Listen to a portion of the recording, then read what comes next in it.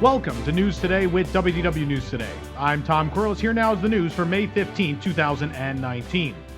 With all the attractions announced at the last D23 Expo, we were not given any actual opening timelines or dates other than, quote-unquote, before Walt Disney World's 50th anniversary in 2021.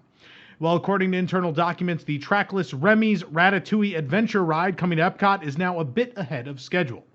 Last year, we told you that Disney was aiming for a May 2020 opening of the ride, and if sources are to be believed, the targeted opening date is now a tad earlier than expected and set for April of 2020 instead, when it opens in the France Pavilion of Epcot's World Showcase. Of course, nothing is official until Disney announces it, and of course, anything can happen in construction, so keep that in mind. But if all goes according to plan, you'll be riding that at Epcot in April of next year. The walls surrounding the International Gateway Skyliner station have now come down, offering guests a full view of the station's design and interior. You can see the ramp where guests can enter the Skyliner station on the left. An awning structure will hold guests as they wait to board, and there's a similar outline structure on the right where guests will exit the station. This is meant to be one of the smaller stations, with the Epcot Skyliner line servicing the Caribbean Beach and Riviera resorts.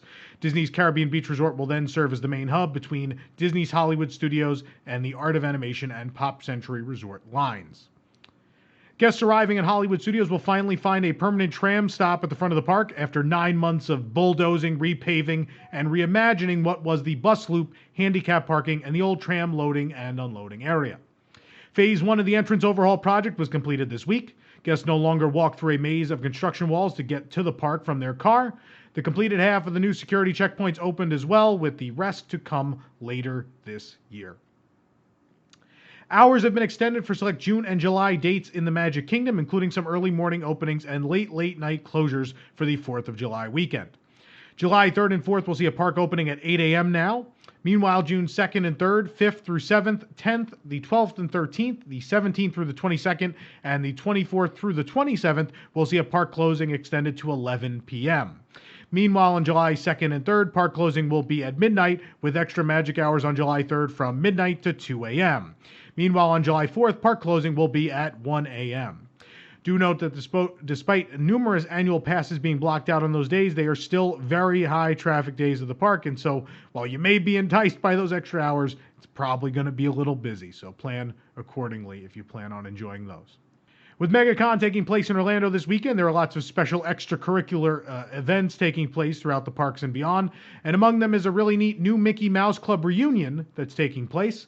Members of the MMC reunion will be participating in a very special pre-parade at the Magic Kingdom on Friday at 2:15 p.m. with Joey Fatone as the lead host, and a number of other notable members of the club will also be in attendance. Of course, we'll be there to bring you that if you can't be there in person. We've been seeing junk food apparel trickle slowly into the Walt Disney World shops over the last few weeks, but it seems they've just unleashed a massive new collection of retro Magic Kingdom duds. The collection is currently available at the Emporium on Main Street, USA in the Magic Kingdom, as well as the World of Disney store in Disney Springs. You can check out the entire collection online at WDWNT.com. They're pretty neat. I'm pretty excited about these. I'll be picking up a few for sure. If you're a fan of both the Heart of Tafiti Lime Dole Whip Cone and the Lemon Dole Whip Lost Princess Cone at the Magic Kingdom and wish you could have them somehow together, well, you're in luck. The Pineapple Lanai over at the Polynesian Village Resort happens to have both flavors on deck, and best of all, you can have them swirled. Be warned that this frozen creation isn't officially posted on any menus. You have to ask for the lemon-flavored Dole Whip, but they have it. Another thing, you might want to make sure you enjoy the very tart flavors mixed together. Our reviewer didn't seem to think that they worked well together, so you'll want to judge for yourself, but you can always check out our full review at our site. Cruz Cup Lounge recently introduced some new menu items, and since we're big Cruz Cup fans here at WDWNT, we just had to give them a try.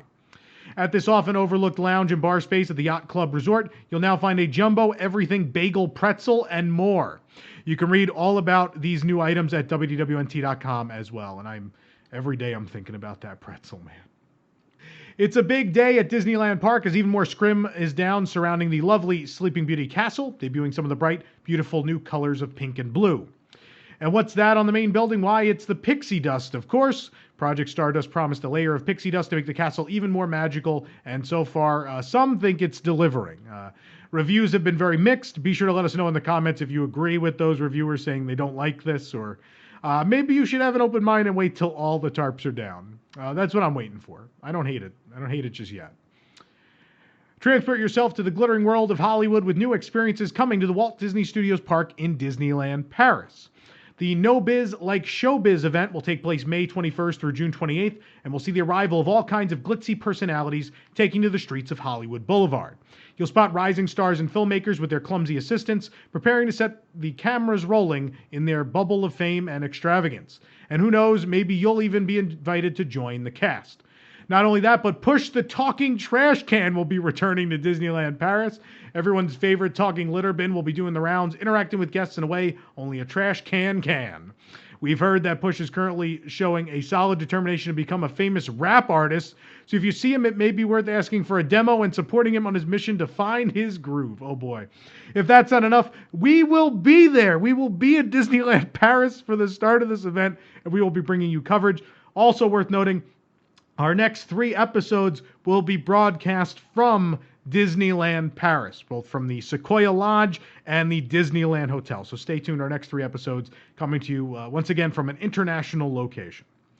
For more information on these stories and more, head on over to WDWNT.com. And if you're enjoying the show, be sure to like this video, subscribe to WDW News Today on YouTube for more great content, and click the bell for notifications.